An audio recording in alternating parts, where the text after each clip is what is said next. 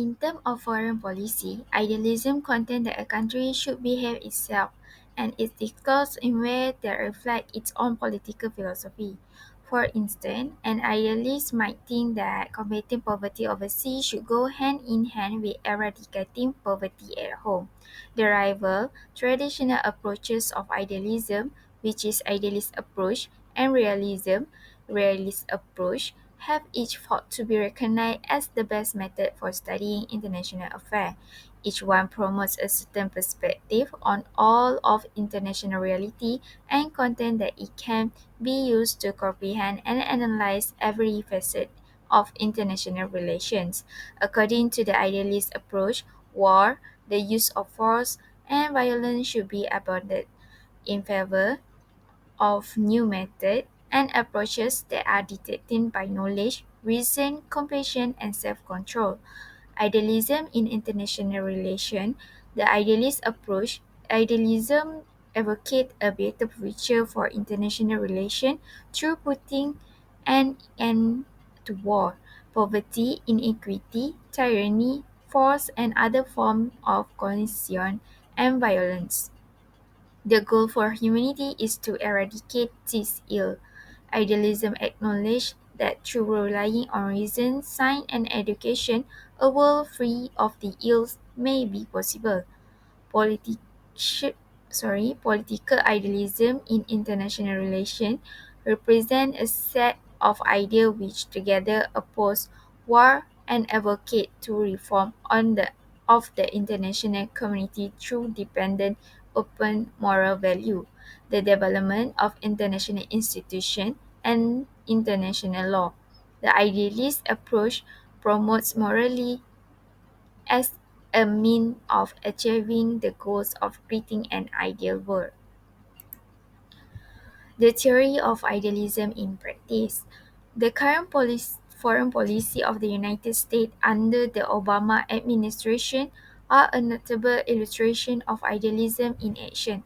President Obama made remarks that are directly in accord with the nation of idealism in his speech 2014 graduating class of the U.S. Military Academy at West Point. Democracy are our closest friends and are far less likely to go to war. Respect for human rights is remedy for instability and the grievances that drive violence, and free and open economy function better. By choosing not to commit soldiers into the Syrian civil war, President Obama has attempted to reshape American foreign policy so the military might not always be used as a bargaining chip. In other words, we have the option to pursue national goals by the use of force, which is military, but instead we option for global logic and collaboration. In philosophy, idealism is any point of view that emphasizes the importance of the ideal or the spiritual in understanding reality. It may contend that law and abstractions are more basic to reality than censoring objects, or at the very least that where everything that exists can only be known through as idea in dimension that are primarily mental. Thank you. Assalamualaikum and salam sejahtera. My name is Nur Shafika binti Aminuddin. My student number 2020211572. And today I would like to discuss about the first issue with idealism. It is potential to suppress negative environmental information since they require few resources from individual to transmit information, mental models which serve as the ideational filter through which people interpret their surrounding, facilitate collaborative action. The next issue of idealism in international relations is, according to idealism, a nation should conduct itself and its discourse in a manner that is consistent with its political philosophy. For instance, an idealist might believe that reducing poverty at home and abroad is appropriate. Thank you. Assalamualaikum to Dr. Ahmad Shah. My name is Nusafrana Zihab binti Muhammad Azli, and my part in this presentation will explain about the party involved in the idealism theory. From a philosophical perspective, idealism is something that emerged as a skeptical talk about the understanding of mind-independent objects, ideas, or things. Therefore, there are few philosophers that be involved in this idealism theory. The first one is Plato, the Greek philosopher. This philosopher is referred to Platonic idealism. There exists a perfect realm of form and ideas, and our world merely contains shadows of the realm. He wrote about separating the world of ideas from the world of matter. Ideas are constant, but in the world of matter, information and ideas are constantly changing because of their sensory nature. Plato believed that the physical world around us is not real, it is constantly changing, and thus you can never say what it really is. Next party involved in this idealism theory is the Woodrow Wilson, the US president. Wilson's faith in a concept of democracy to maintain the peace and pursue a common interest that will eliminate conflict and war. In his advocacy of word of law and order, Wilson identified the interests of humanity with the interests of the United States and other democratic status quo powers. This vision of universal peace acquired its special appeal from Wilson's insistence that peace required not the wielding of superior power by advocates of the status quo, but the limitation of change to general agreement and the rule of law.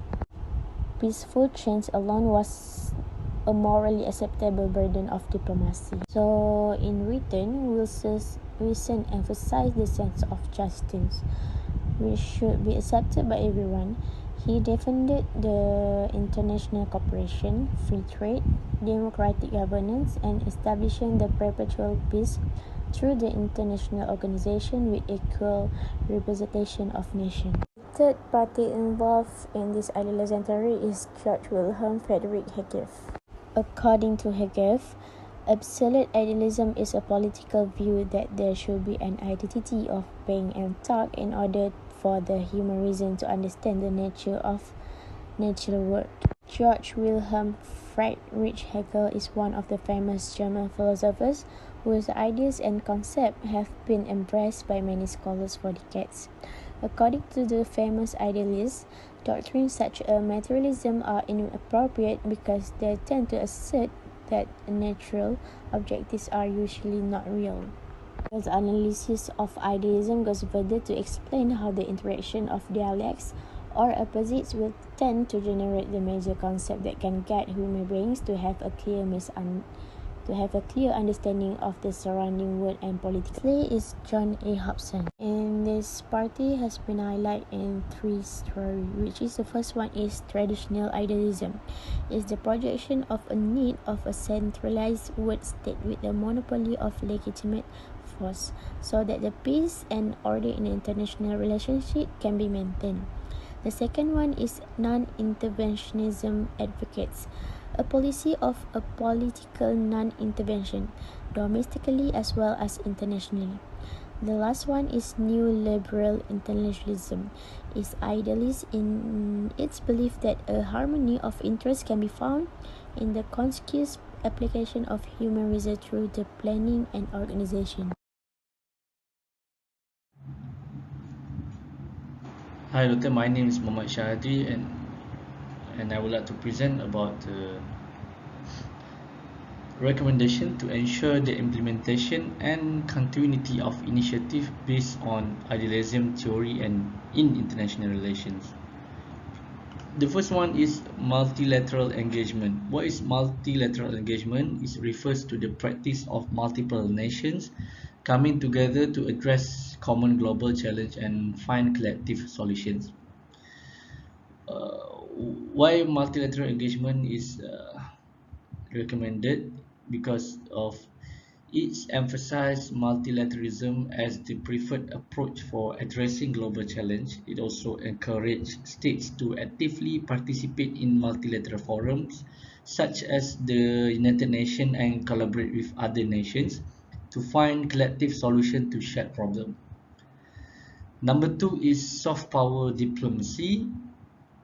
So soft power diplomacy refers to the use of non-coercive and persuasive means by a country to influence other nations and achieve its foreign policy objective. So why soft power diplomacy recommended?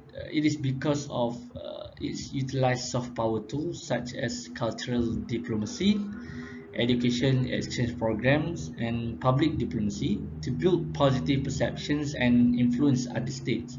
Besides that, it provides foster mutual understanding, trust, and cooperation through the promotion of shared values and cultural exchanges. Assalamualaikum warahmatullahi wabarakatuh. My name is Saifi bin Sadi. I'd like to present about recommendation to ensure the implementation and continuity of initiative based on idealism theory in international relations. Point number three is participating in global affairs. Idealism believes in actively participating in a global affair to share the values they hold and shaping the nation to reflect those values. That approach can involve collaborating with others and acting solo to tackle that idealists see as the world's biggest problem. Idealists can spread their belief around the world by force, suppressing, or even attacking other countries. Number four is improving the cost of international relations. Idealism stands for improving the cost of international relations by eliminating war, hunger, inequality, tyranny, forced suppression, and violence from international relations. To remove this is the objective before humankind. Idealism accepts the possibility of creating a world free from war by depending upon reason, science, and education. That's all for me. Thank you. Assalamualaikum and hi, my name is Nurul Khairunisa binti Muhammad Yazin. My ID number is 2020288106. So today I will present the conclusions of idealism theory. Idealism is a term with several related meanings. It comes directly from the Greek idealismus, which derived from the word idea. Idealism is an approach that emphasizes international law, morality, and international organization rather than power alone as key influence on international relations. The 18th century saw the emergence of idealism. It is widely regarded as a major source of inspiration for both the American Revolutionary War 1775 and the French Revolutions 1789. Political idealism is a term used in international politics to describe a set of beliefs that oppose violence and support the creation of morally based international institutions and regulations. Idealism maintains that there is a basic good in human nature and that this good can be used to improve intergovernmental relations. As a result, people should have faith in the goodness of human nature.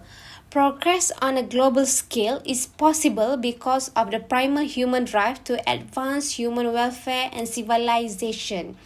The reforms suggested by the idealists in the international system, they contend that the moral values should guide governmental behavior on a global scale.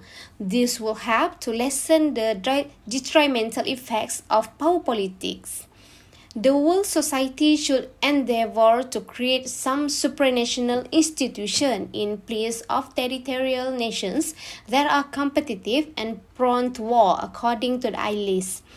Idealists do not give thought to the material value of life. The idealists believe that mind and soul are more significant than matter and body. The idealist approach has received criticism for a number of reasons. No science, especially social science, can survive without a normative component in spite of the theory critics. Thus, it is crucial. As a result, idealism reappeared in the late 1980s of the 20th century as reflectivism.